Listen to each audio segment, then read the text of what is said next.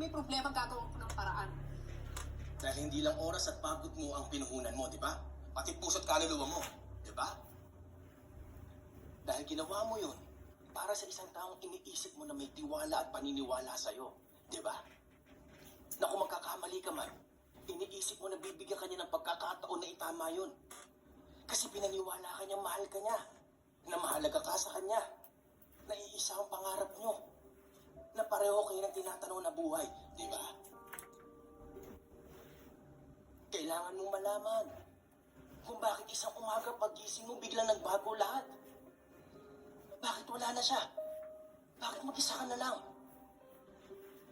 Kailangan mo ng dahilan, di ba? Kailangan mo na mapangahawakan kung bakit kailangan mong tiisin na magmukhang tanga.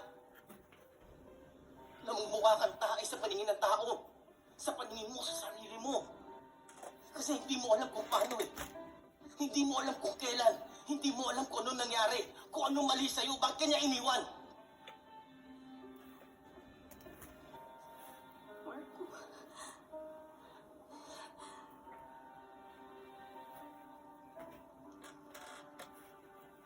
Anong karapatan mong hingi ng isang bagay na yung pinagdamot mong ibigay?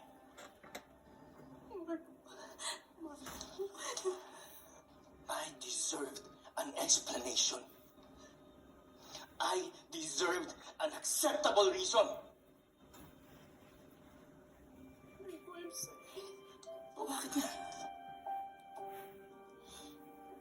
Ba't di mo sinabi sa akin ang totoo? Natakot kasi ako. And you expect me to believe that? Sa tapang mong yan? Hindi kita gustong saktan, Marco.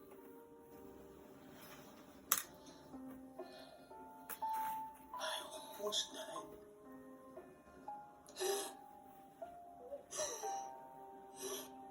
And every day, I wished I did. Tell me! I was beginning to see my father in you. Talunan. Mababa ang pangarap. Marco.